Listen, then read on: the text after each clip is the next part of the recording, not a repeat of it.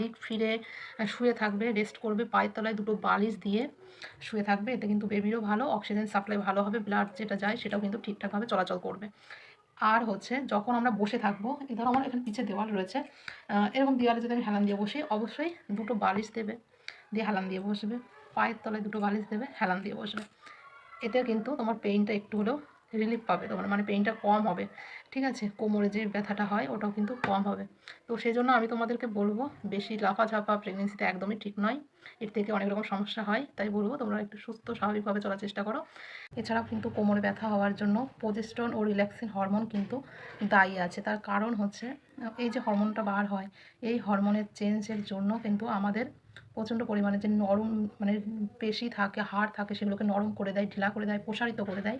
এর কারণ একটাই, বেবিটাকে যাতে নর্মাল ডেলিভারির জন্য একটা শরীরটাকে প্রস্তুত করে, যার জন্য কিন্তু আমাদের কোমরে ব্যথা হতে থাকে।